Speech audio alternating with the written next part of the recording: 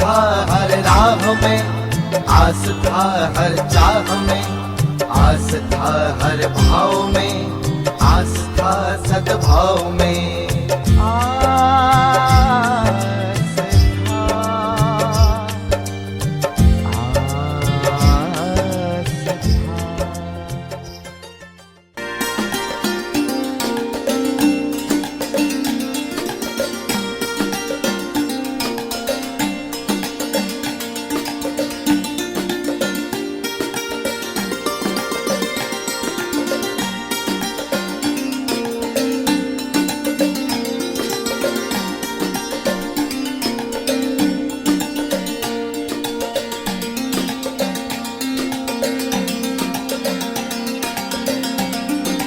नारायणं नमस्कृत्य नरो चैव नरोत्तमं देवीं सरस्वतीं व्यासं ततो जयमुदीरयेत। चन्द्रशेखर चन्द्रशेखर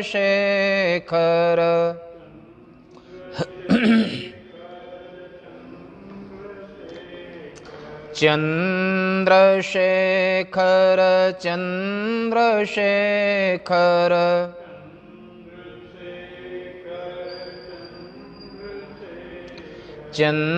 चन्द्रशेखर पाहि माम्।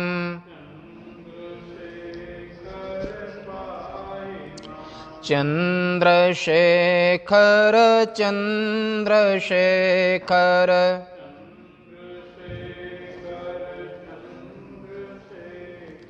चन्द्रशेखर रक्ष माम्।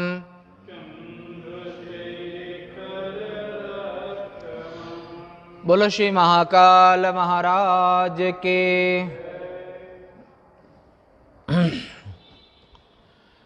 आज 15 अगस्त 2020 भाद्र कृष्ण पक्ष की एकादशी इंदौर शहर में चातुर्मास के अंतर्गत गीता भवन ट्रस्ट की ओर से आयोजित इस कार्यक्रम में प्रातः काल के सत्र में नित्य प्रति श्री शिव महापुराण का प्रसंग आप श्रवण कर रहे हैं। पहली जो संगीता वो विद्येश्वर संगीता, जो वर्तमान संगीता है ये रुद्र संगीता है। इस रुद्र संगीता में 5 खंड हैं। तो रुद्र संगीता के षष्ठ खंड में आज तृतीय अध्याय में आप श्रवण करेंगे। महादेव की माया से प्रभावित होकर के देवर्षि नारद जी जब बैकुंठ धाम चले गए और भगवान विष्णु से वो सब कह सुनाया जो हिमगिरी गुहा में बैठे हुए कामजय का प्रसंग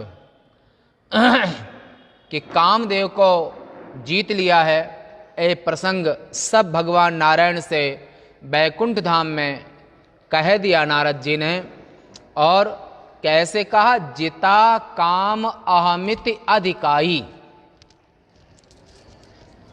विजय के बाद में सामान्य व्यक्ति में अहंकार प्राकृत है, नेचुरल है, परंतु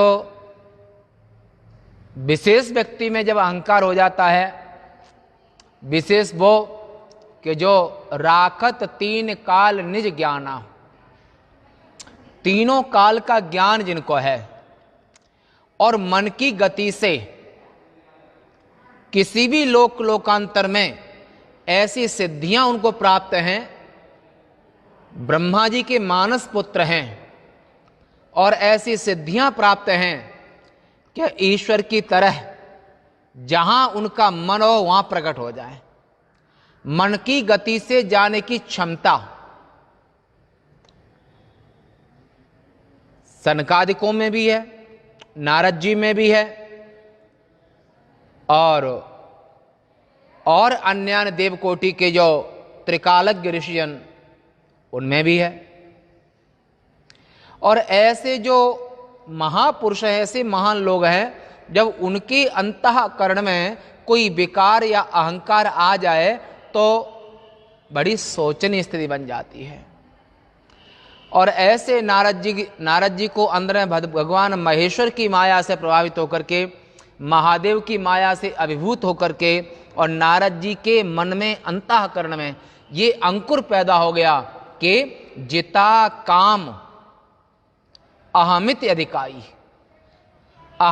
देखो, अधिकाई यानी कि सीमित अहंकार होना अलग बात है, पर आवश्यकता से ज्यादा तो कोई भी चीज अच्छी नहीं होती है।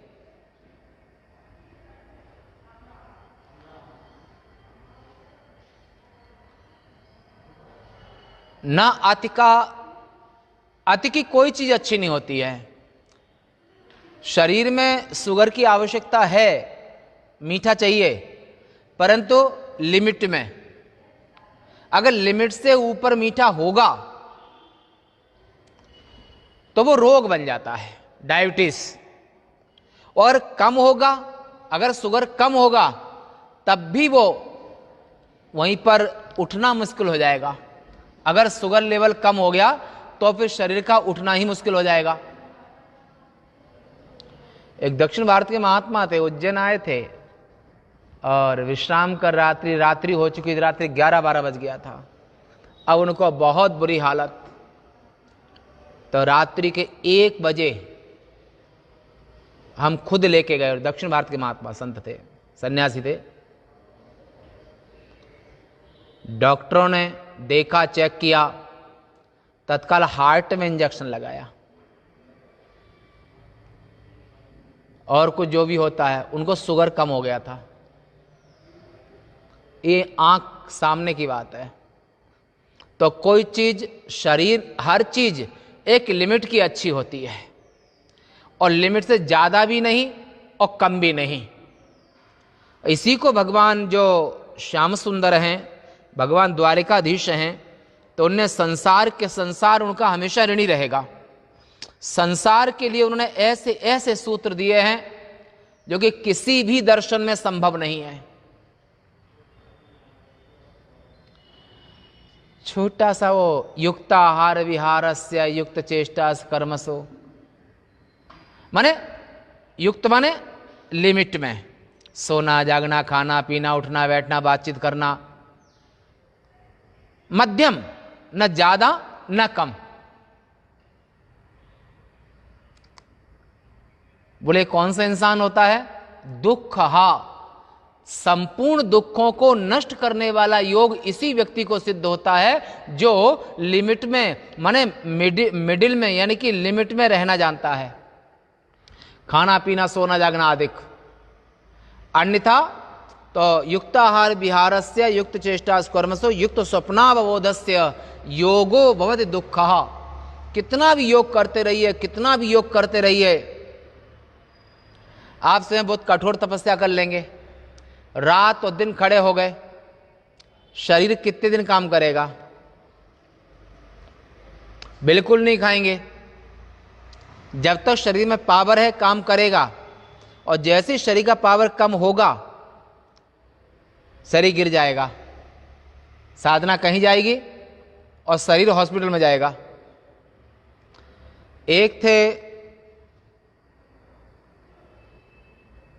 इलाहाबाद के एक संत थे जिन्होंने प्रभुदत्त ब्रह्मचारी, बड़े अच्छे लेखक थे, बहुत अच्छे विद्वान थे, लेखक थे, और उनकी पुस्तक एक कर्ण का जीवन चरित्र पढ़ने योग्य है, लाजवाब। बहुत अच्छे विद्वान थे, पुरानी बात है।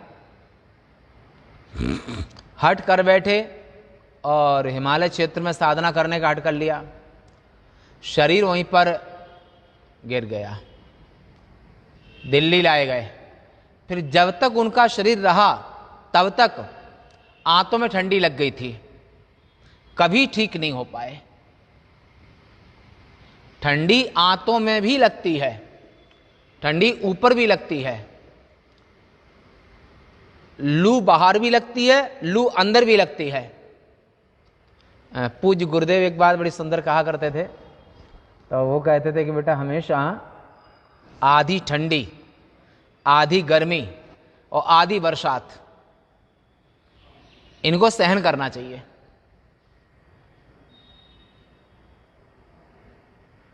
इनको सहन करना चाहिए और उसी का परिणाम है लगभग इस शरीर की 50 लगभग चल रही है, 49-50 रनिंग में, एक भी टैबलेट नहीं लेते हैं कभी। क्यों? ये गुरुदेव का आशीर्वाद है। कौन सा आशीर्वाद? उन्होंने एक शिक्षा दी थी आज से करीब 28 वर्ष पहले, 28 नहीं 89-90 की बात है ये, जब नए नए संत बने तब की बात है, 89 आरंभ की बात है। तो उन्हें शिक्षा दी थी ठंड की जो है हमेशा हमेशा आधी ठंडी, आधी गर्मी और आधी बरसात। ये नहीं कि गर्मी आए तो एसी में बैठ गए। ओम पुनः सुनिए, गर्मी आई तो एसी में बैठ गए, बरसात आई तो कमरे के अंदर कमरा, कमरे के अंदर कमरा, कमरे के अंदर कमरा, कहीं वो हवा उसकी बरसात की न लग जाए, बरसात की हवा न लग जाए। और जब सर्दी आई तो लू से बचने के लिए गधावर कपड़े पहन लिए, जितने पहन सकते हैं, तो मुश्किल है। इसलिए अगर स्वस्थ रहना है, फिट रहना है, स्वस्थ रहना है, डेली योग करो। 15-20 मिनट प्राणायाम जरूर करना चाहिए, कम से कम 15 मिनट तो योग डेली जरूर करना, सूर्य नमस्कार जरूर करना चाहिए। कुछ नहीं है तो कम से कम 10-10, 20-20 दंड बैठक रोज लगाना चाहिए, रोज नियम से, ज्यादा नहीं कर सको तो नियम से। और 1 घंटा 24 घंटे में ऐसा होना चाहिए जिसमें तुम्हारे शरीर में पसीना छरछर बहे। फिर देखो अपनी बॉडी, आप एकदम फिट रहोगे और आपकी आयु 10 वर्ष पीछे हो जाएगी। आप अगर 40 के होगे तो 30 के दिखोगे। क्यों? भगवान कृष्ण कहते हैं किस दवाई से? युक्ताहार विहारस्य, टाइम से भोजन करो, टाइम से पानी पियो, टाइम से नींद लो, और जब भजन करो तो भूल जाओ सब।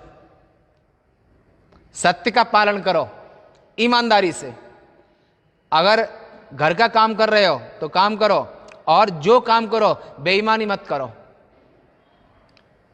तो युक्ताहार विहारस्य, अगर युक्त आहार, विहार माने घूमना फिरना, चलना फिरना, खाना पीना, आहार, आंख का आहार, कान का आहार, सबका। अब हमेशा अगर कान में लीड लगाए रखोगे तो कान एक दिन बहरे हो ही जाएंगे। अगर हमेशा कान में लीड लगा रखा है ना, इसलिए टीवी देखो, मना नहीं है, परंतु समय पर। खाना खाओ समय पर, सो टाइम पर। और ये नहीं कि दिन में भी सो लिए तो रात में आप हाथ पांव पटकोगे, नींद नहीं आएगी। और दिन में अगर नींद आए तब भी कमर झुका लो, लेट जाओ, परंतु नहीं सोओगे तो अच्छा रहेगा। दिवा स्वप्नं मा कुर्यात, ऋषियों की आज्ञा है कि दिन में सोना निषेध है। दिवा स्वप्नं मा कुर्यात, दिन में नहीं सोना चाहिए।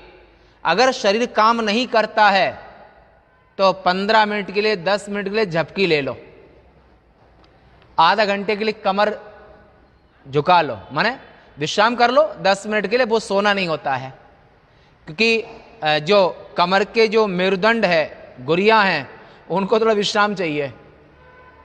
और एक एज के बाद में थोड़ा हमेशा लगातार काम करना ठीक नहीं होता है। परंतु अगर दिन में सोने की आदत नहीं होगी तो रात में प्यारी नींद आएगी। 11 बजे सोओगे, और सुबह 5 बजे अपने आप उठ जाओगे। नींद कितनी लेनी चाहिए? वैसे तो शरीर के हिसाब से नींद लेनी चाहिए, फिर भी 4 घंटा से लेकर के जो सतोगुण ज्यादा होगा तो उनकी नींद 3 घंटे में भी पूरी हो जाती है, उससे कम फिर 4 घंटे में। पर ये योगियों की नींद है। फिर 5 घंटे में, ये भी योगियों की नींद है। और गृहस्थ को कम से कम 6 घंटा सोना ही चाहिए, 6 से 8 घंटा तक। योगी लोगों का अपनी इंद्रियों पर कंट्रोल विजय है।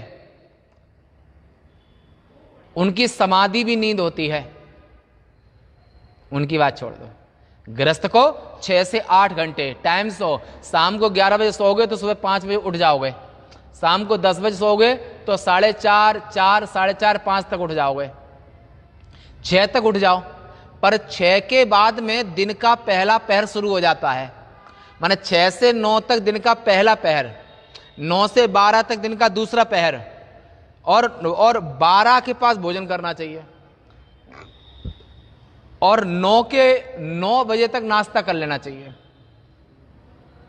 दूसरे पहर में, और फिर 12 से 2 के बीच में भोजन।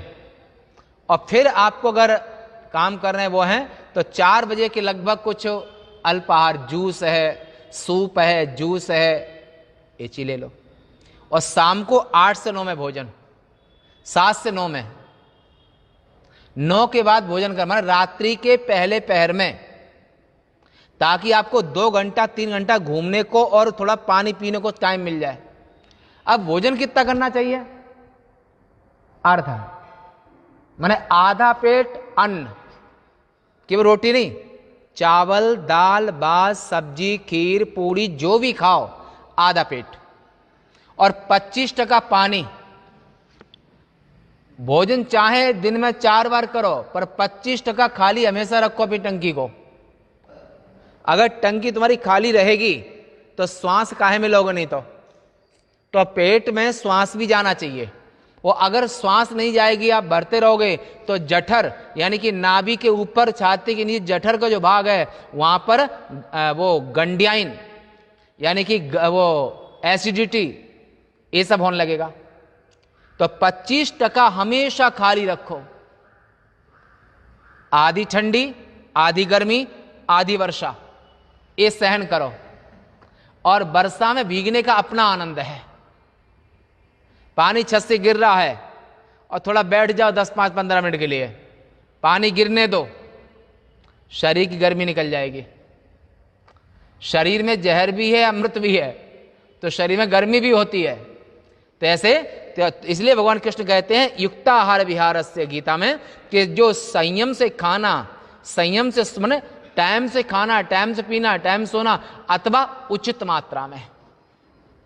और यही बात गुरुदेव कहते हैं कि आधी ठंडी, आधी गर्मी, आधी बरसात। और यही बात भगवान कहते हैं कि जो सामान्य व्यक्ति को अहंकार होना नॉर्मल है, पर विशेष व्यक्ति में जब उर अंकुरे गर्भ तर भारी, तो भगवान कहते बेग ही सो में डारी हो उखारी पन हमार। भगवान शिव ने मना किया था कि ये चलेउ प्रसंग दुरायु तब हूं। जब भगवान विष्णु से ये चर्चा मत कर देना, और नहीं तो जो ठीक नहीं है। तो नारद चर्चा तो की, परंतु भगवान विष्णु समझा कि इनके मेरे जो अनन्य भक्त हैं, इनके हृदय में अंकुर अहंकार का, कौन से? मिथ्या अहंकार का। देखो, संसार में एक यूनिवर्सल सिद्धांत है, कभी अपनी दृष्टि को हमेशा ब्रह्ममयी करना, देहमयी नहीं। संसार में ऐसा कोई भी प्राणी नहीं है जिसमें कोई दोष न हो। केवल एक ही, तस्मात् निर्दोषं समं ब्रह्म, निर्गुण ब्रह्म, माया से रहित जो ब्रह्म सच्चिदानंद हैं, बस उनमें कोई दोष नहीं है। आकाश में कोई दोष नहीं है। हवा में भी कभी हवा दुर्गंध लेके आती है और कभी सुगंध लेके आती है, जो कि आकृति नहीं है हवा की। पर आकाश जो है, आकाश में आकाश निर्लेप है, इसे कौशिक की शाखा हम कहते हैं कि आकाशवत सर्वगतश्च नित्यः। महादेव जो हैं, जो महाकाल हैं, वो आकाश की तरह निर्विकार हैं, निर्वैव हैं, सत्तावान हैं, निर्दोषं ही समम ब्रह्म। संसार में एक भी प्राणी ऐसा नहीं है जिसमें कोई दोष न हो, और ऐसा एक भी प्राणी नहीं है जिसमें कोई गुण न हो। गुण दोष में विश्व कीन करतार, संत हंस गुण गाहें पै परिहरि बार विकार। संत लोग ब्रह्म सच्चिदानंद को निकाल लेते हैं कि निर्दोष है, और हंस पानी दूध मिला हो तो दूध को पी लेगा और पानी छोड़ देगा, परंतु हंस को छोड़ करके कोई भी ऐसा नहीं कर सकता है। और ऐसे ही जड़ चेतनमय संसार में परमहंस सन्यासी को छोड़ करके उसे ब्रह्म को निकाल ले और माया को छोड़ दे, ये परमहंस सन्यासी के लिए संभव है, ज्ञानी के लिए संभव है, आत्मज्ञ के लिए संभव है। भले ही वो राजा जनक बने हों, अश्वपति हों, राम हों, तो हंस दूध को ले लेता है, पानी को त्याग देता है, और परमहंस ऐष्णरेत वो जो है, वो जो सत्ता, जो ब्रह्म सच्चिदानंद है, सत्य है, वो सत्य को निकाल लेता है, चिद को निकाल लेता है, आनंद को निकाल लेता है और संसार को छोड़ देता है। संत हंस गुण गाहें पै परिहरि बार विकार। हंस जल को छोड़ देता है, दूध को। ऐसे ही तो ये ऐसी जो नारद जी हैं, नारद परिव्राजक को उपनिषद भी है। 112 उपनिषद हैं। 112 उपनिषदों में अभी 9 और 2 11 उपनिषदों पर तो भाष्यकार ने भाष्य किया है। शेष कैवल्य उपनिषद पर भी चिन्मय मिशन से हिंदी टीका की गई है। शेष कई उपनिषद ऐसे हैं जिनकी भी हिंदी टीका नहीं हुई है। तो नारद जी महाराज परमहंस हैं, नैष्ठिक ब्रह्मचारी हैं। तो ऐसे महापुरुष के यहां पर कोई अंकुर पैदा हो जावे, ये बड़े विशेष बात है। तो भगवान प्रभु जगन्नाथ भगवान नारायण ने उनके वहां पर ऐसा समझ करके, और जब वहां से जो सूत महाभाग व्यास शिष्य नमोस्तुते अद्भुतायं कथा तात वर्णता कृपया हि नः मुनौ गते हरिस्तात किं चकार ततः परम नारदोऽपि गता कुत्र तन्मे व्याख्यातुम अर्हसे। हे ईश्वर, हे सूत जी महाराज, हम आपसे पूछना चाहते हैं कि नारद जी को जब इस तरह से भगवान महादेव ने समझाया और उनके समझाने पर भी नारद जी न माने, और विष्णु से जब ये बात कह दी, ये काम को जीत लिया है, फिर भगवान विष्णु ने नारद जी के साथ क्या किया। तो नारद जी जैसे ही भगवान विष्णु को बात कह करके और वहाँ से निकले, तो निकल करके तो उन्होंने जैसे, तो भगवान विष्णु ने अपनी माया को प्रेरित करके और वहाँ पर रास्ते में ही एक नगर का बड़ा विस्तार कर दिया। कैसा नगर? मुनौ यदृक्षा विष्णुर्गते तस्मिन् हि नारदे शिवेक्षया चकाराशु मायांग माया विशारद। माया में विशारद हैं, मायापति भगवान विष्णु ने अपनी माया को संकल्प से याद किया और माया को ये संकल्प दिया कि हमारे अनन्य भक्त नारद जी के दिल में ये अहंकार पैदा हो गया है। और नारद जी भी जब वहाँ पर जब निकले थे तो भगवान विष्णु से रूप मांगने आए थे। तो भगवान विष्णु से एक बात बड़ी सुंदर कही थी कि आपन रूप देहु प्रभु मोही, आन भांत पावो नहीं ओई। प्रभु, हम विवाह करना चाहते हैं, परंतु वो इतनी सुंदरी कन्या हैं और तमाम राजकुमार आए हुए हैं, परंतु शील निधि राजा की कन्या, आप अपना रूप हमको दे दो। एक बात कह करके फिर अगली बात कही, कौन सी? जय विधि होय नाथ हित मोरा, करहु सुबेग दास में तोरा।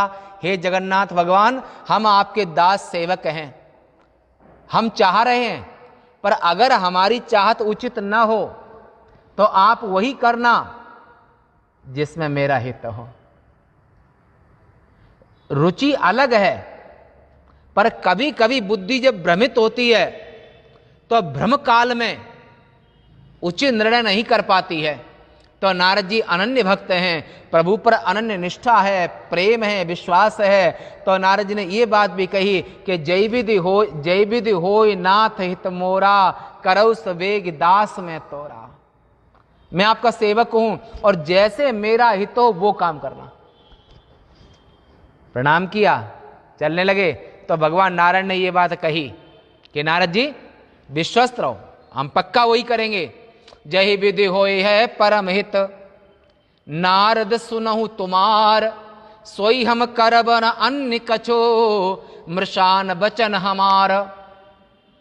हम वही काम करेंगे जिसमें तुम्हारा परम हित हो। छोटा बच्चा है, बरतोड़ हो गया है, बहुत पीड़ा हो रही है, रुदन कर रहा है। माता पिता भी पुत्र की पीड़ा को देखकर रुदन कर रहे हैं, रो रहे हैं। डॉक्टर पास ले जाते हैं, पक गया है। और बरतोड़ जिनको हुआ हो उनको उसकी पीड़ा का एहसास जरूर होगा, और जिनको नहीं हुआ होगा तो बांझ की जान प्रसव के पीड़ा। जिसने संतान को जन्म नहीं दिया है, ऐसी बंध्या स्त्री मातृत्व को, सुख को और प्रसव की पीड़ा क्या होती है वो कैसे समझेगी। तो बरतोड़ में जो पीड़ा होती है, भयंकर पीड़ा। तो डॉक्टर पास ले गए तो एक तरफ बच्चे को मां ने पकड़ा, एक तरफ पिता ने पकड़ा, और डॉक्टर वहां पर चीरा लगा रहा है।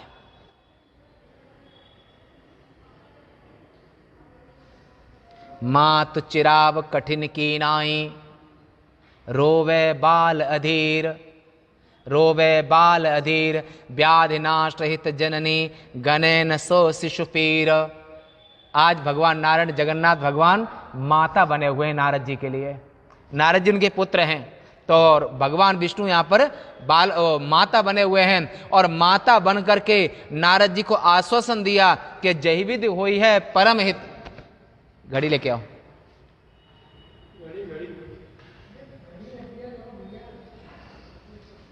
जही विधि होई है परम हित, और जैसे हित होगा भूला मत करो। इधर लेके आओ, नहीं आदत डालो।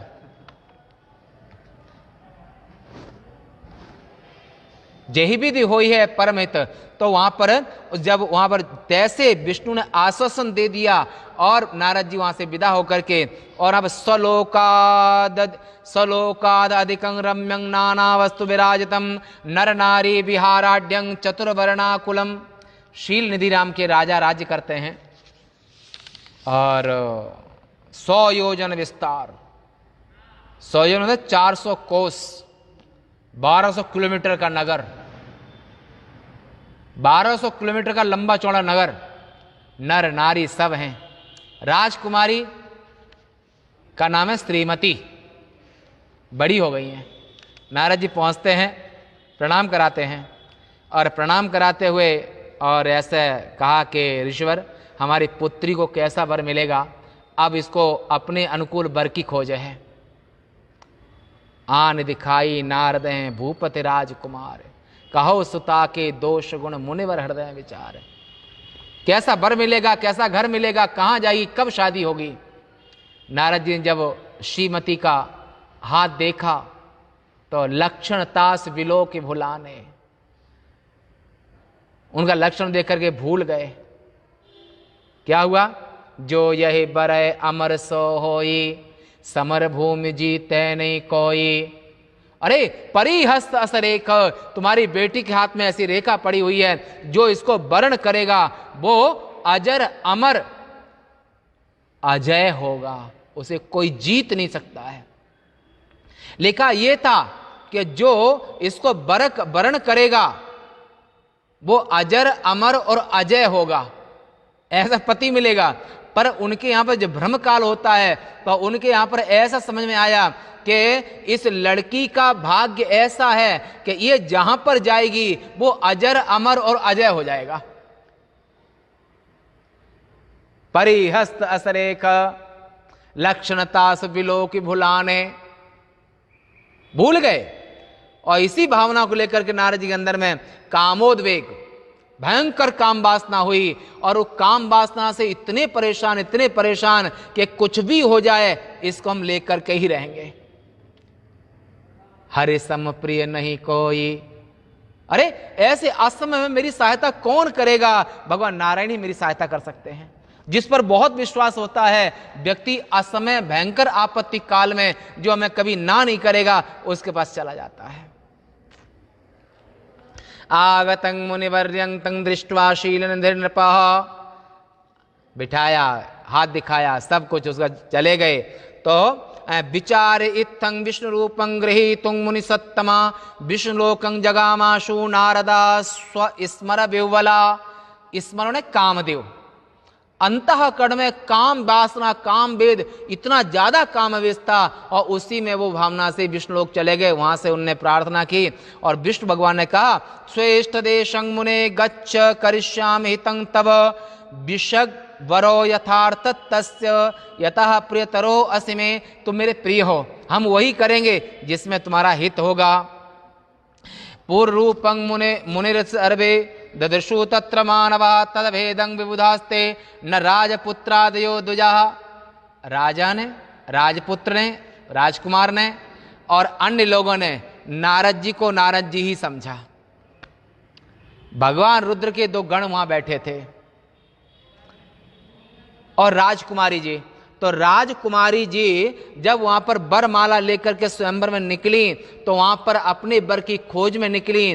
तो जैसे ही नारद जी को देखा, मरकट बदन भयंकर देहि देखत हृदय क्रोधवाते ही, राजकुमारी का दिल, देखो सबको होता है, तो कोई भी राजकुमारी हमेशा अपने समान उत्तम पति को चाहती है और कोई भी धनी व्यक्ति अपने मित्रों में धनी व्यक्ति मित्र को चाहता है। बुद्धिमान व्यक्ति अपने मित्रों में बुद्धिमान मित्र चाहता है। एक वीर योद्धा अपने मित्र मंडली में वीरों को मित्र बनाना चाहता है। क्या मेरा दुर्भाग्य कि मेरे स्वयंवर में बंदर भालू आ गए,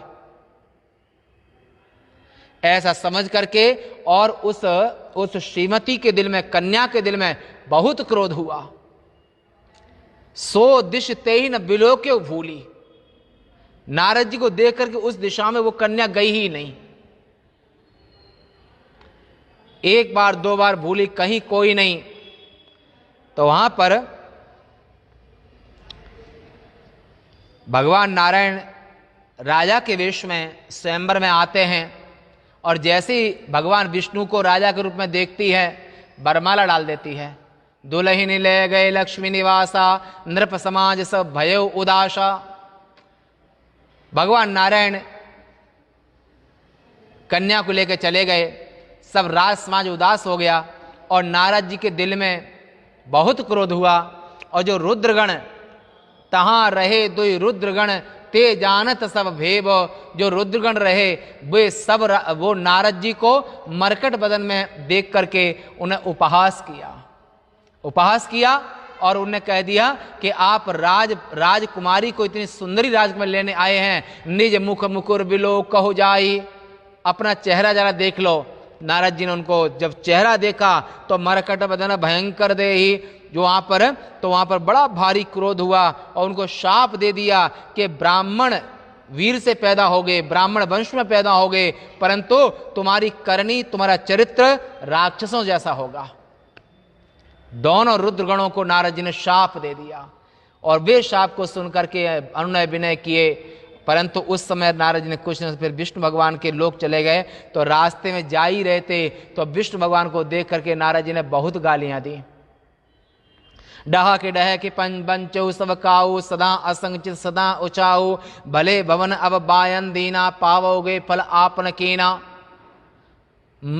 मथत सिंधु रुद्र बौरायो, सिंधु मंथन के समय पर भगवान शिव को विषपान करा दिया आप रमा मणिचारे, रमा को, लक्ष्मी को ले गए, कौस्तुभमणि को ले गए और सबको ठगा है, पर आज तुमने नारद को ठगा है तो परिणाम भोगो। बंचो जवन देह धरे मोही, करिए की सहाय तुम्हारी। जिस बंदर की आकृति हमको देख करके तुमने ठगा है तो यही तुम्हारी सहायता करेंगे। और नारी विरह तुम हो दुखारी, ये नारद जी का शाप है।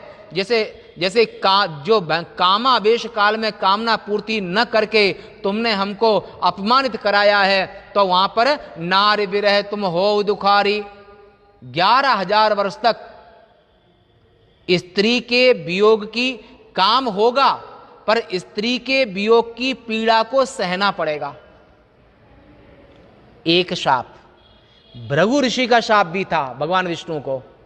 भृगु ऋषि की पत्नी को मार दिया था चक्र से, तो उनका भी शाप था। तो भृगु ने भी श्री हरि को शाप दिया था कि हमारी पत्नी को तुमने मार दिया है इस छोटी एज में, अतः तुम भी मनुष्य बनोगे।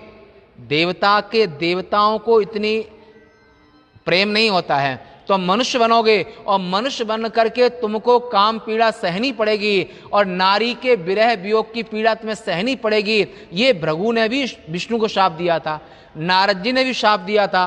तभी गोस्वामी कहते हैं कि भगवान विष्णु के अवतार के प्रभु हेतु अनेका, परम विचित्र एक ते एका।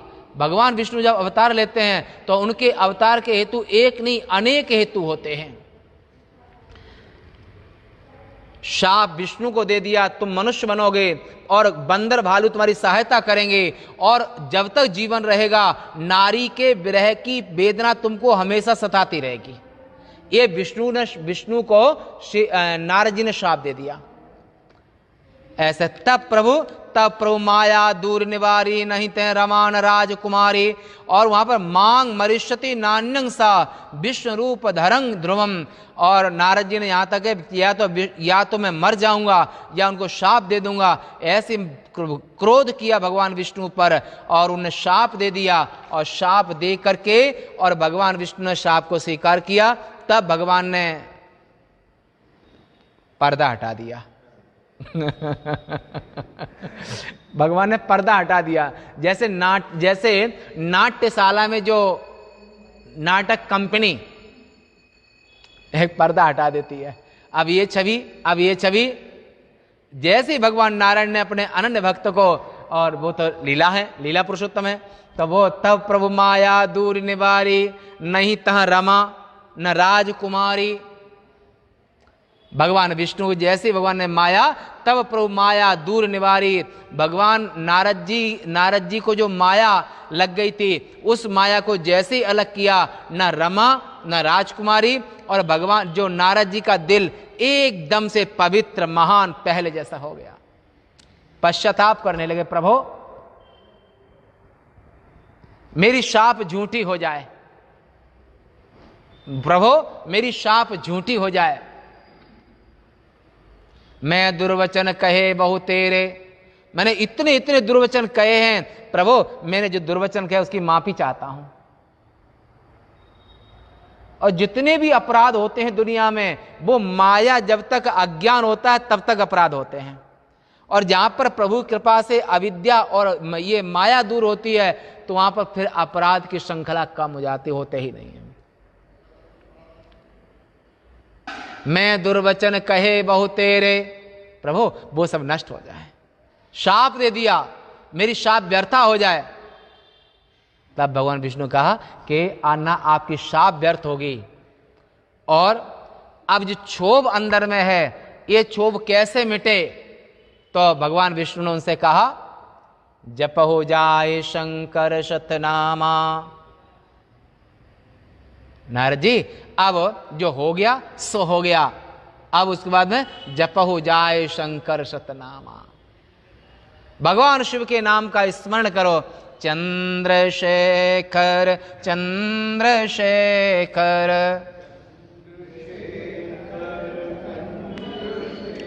चंद्रशेखर चंद्रशेखर। महादेव का नाम हमेशा मंगलकारी है, तो नारद जी को भगवान विष्णु ने कहा जाके भगवान महादेव के नाम का स्मरण करो, मन में जो क्षोभ है वो दूर हो जाएगा, मन शांत हो जाएगा। भगवान के जप करने से मन शांत होता है, उपासना करने से मन एकाग्र होता है। आप कितना भी सुनते रहिए, परंतु अंतःकरण साफ है तो प्रभाव होगा। अगर अंतःकरण में पाप है तो कथा का कोई असर नहीं होगा, बल्कि आप दोष दर्शन देखोगे बैठ करके कि ये मात्रा, ये पाई, ये ऐसा ऐसा ऐसा ऐसा, दोषावलोकन दृष्टि हो जाएगी अगर अंतःकरण गंदा है तो। और अंतःकरण अगर अच्छा है तो क्या होगा? हंस और परमहंस, मैंने कहा ना, ऐसा संसार में कोई भी व्यक्ति, वस्तु, क्रिया एक भी ऐसी नहीं है जिसमें कोई दोष ना हो। निर्दोषं ही समम ब्रह्म, केवल ब्रह्म सच्चिदानंद निर्दोष है। शेष में कोई भी जीव ऐसा नहीं है जिसमें कोई दोष ना हो। आप घंटों बोलते हैं, कहीं ना कहीं कोई त्रुटि भी हो सकती है, तो वहां पर संत दिल माने पवित्र दिल, पुण्यात्मा दिल, निश्चल दिल, वो सो सुधारे हरि जन जि मिले ही, दलि दुख दोष विमल जस देहि। वो कथा में सार को निकाल लेते हैं, अपने काम की चीज निकाल लेते हैं, शेष को संसारो यमति विचित्र। तो यहां पर हंस, पानी और दूध दोनों है, तो उसे कोई टेंशन नहीं होता है। वो अपने काम की चीज पी लेता है, दूध को, और पानी को लेके भी नहीं चलता है, पानी को वहीं छोड़ देता है, जिसकी मर्जी वो पानी ले। ऐसे ही परमहंस सन्यासी होते हैं। वो परमहंस सन्यासी संसार में काश्यांग स्वपच गेहेवा, चाहे चांडालों के मोहल्ले में रहें, घर में रहें, शहर नगर में रहें, और चाहे वो काशी में रहें, वो वहां पर ब्रह्म का ही दर्शन करते हैं। ब्रह्म दृष्टि उत्कर्षात, सार सार को गहे रहे, थोता दे उड़ाए, तुलसी सूप स्वभाव। सूप होता ना, सूप जो माताएं पछोरती हैं, ऐसे दाना रह जाता है और भूसी को बाहर। माताएं भी परमहंस से कम नहीं है, जो धान को कूटती हैं, गेहूं को। अब तो थ्रेसर चल गए हैं, पहले घरों में कूटा जाता है, उससे क्या होता है वो, ओखली मूसल, हाँ, और फिर सूप से पछोरती थी। आजकल तो सुविधाएं हो गई, और बहुएं बेटियां सब खुश हैं, और जितना टाइम बचता है उतने टाइम में अपना भजन करती होंगी।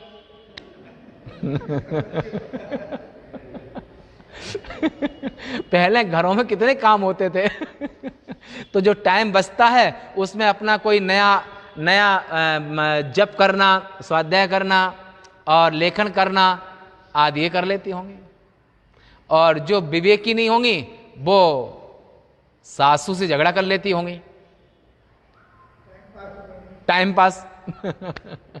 तो तब प्रभु माया दूर निवारी, नहीं तय रमान राजकुमारी।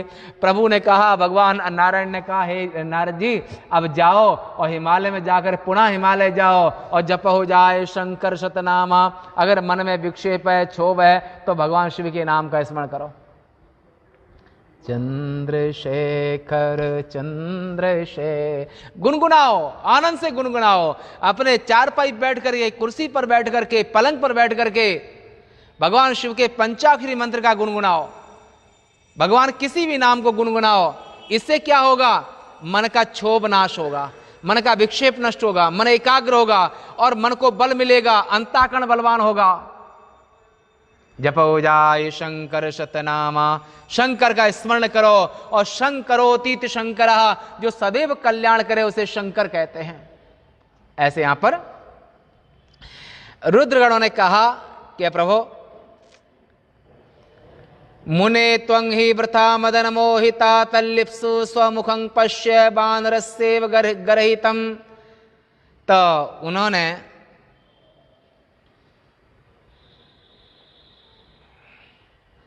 पहले बानर की वहां निंदित अपने मुख को देखो, रुद्रगण ने ऐसे कहा तो नारद जी जैसे ही देखा तो इत्याकर्ण्यतयोर्वाक्यं नारदो विस्मितो भवत मुखं ददर्श मुकुरे शिव माया विमोहितौ। अपने फेस को, चेहरे को शीशे में देखा। जैसे ही नारद जी ने देखा रुद्रगणों के उपहास को समझ गए और उन्होंने शापं ददौ तयोस्तत्र गणयोर मोहितो मुनि। अरे तुम उन्होंने मेरे उपहास किया है, हमारा उपहास किया है, इसे तुम जाकर के रुद्रगण होते हुए भी ब्राह्मण वंश में पैदा होगे, ब्राह्मण बीज से पैदा होगे, परंतु तुम्हारा जो कर्म है वो राक्षसी होगा, असुर कर्म करोगे, राक्षस बन जाओ जाकर के। ये शाप दे दिया। युवांग ममोपहासं वै चक्रतो ब्राह्मणस्य हि भवेतांग राक्षसौ विप्रवीर्यजौ वै तदाकृति। ब्राह्मण बन करके भी राक्षस कर्म करोगे। श्रुत्वा हरगणौ इत्थं स्वशापं ज्ञानि सत्तमौ न किंचित ऊचतुः तौ हि मुनिं विज्ञाय मोहितम्। ऐसे ज्ञानियों में उत्तम शिवगण इस प्रकार शाप को सुनकर के मुनि को शिव माया से मोहित हुआ जान करके कुछ भी नहीं कहे और उन्होंने कहा, हे ब्राह्मणों, वे दोनों उदासीन होकर के शिवजी की इच्छा से ऐसा मान शिवजी की स्तुति करते हुए, नमन करते हुए और शिवलोक को चले गए। नारद जी के शाप को स्वीकार करके शिवलोक को चले गए। इसके बाद अब क्या होगा ये बात कल करेंगे। आज एकादशी चातुर्मास के अंतर्गत और 2 मास का चातुर्मास होता है, पहले 4 महीने का होता था, पर ऐसा भी विधान है कि पक्षो वै मासा। स्मृति वाक्य ऐसा भी मिलता है कि विषम समय में एक पक्ष को माने 15 दिन को महीना मान लेना चाहिए। तो पक्षो वै मासा इस स्मृति के अनुसार ये अब चौथा महीना 19 तारीख के बाद शुरू हो जाएगा, यानी कि 15 दिन का एक महीना चातुर्मास में। तो पक्षो वै मासा ये माने 15 दिन का एक पक्ष का एक महीना मानने के हिसाब से अब ये चातुर्मास पूर्णता की ओर जा रहा है और बस 15 दिन और बचे हैं। 3 हिस्सा चातुर्मास निकल गया लगभग है। तो आज एकादशी के दिन में भगवान विष्णु के चरणों में प्रणाम करते हुए और एकादशी का स्मरण करते हुए आज की सेवा यहीं तक, शेष वार्ता कल। बोलो श्री सद्गुरुदेव भगवान के, श्री शंकराचार्य भगवान के, सभी संत हरिभक्तन के, उमा महेश्वर महादेव के, गीता गंगा मात के। नमः पार्वती पतये हर हर महादेव। शंकरं शंकराचार्यं केशवं बादरायणं सूत्रभाष्य कृतौ वन्दे भगवन्तौ पुनः पुनः। ईश्वरो गुरुरात्मेति मूर्तिभेद विभागिने व्योमवद्व्याप्तदेहाय दक्षिणामूर्तये नमः। ओम शांति शांति शांति।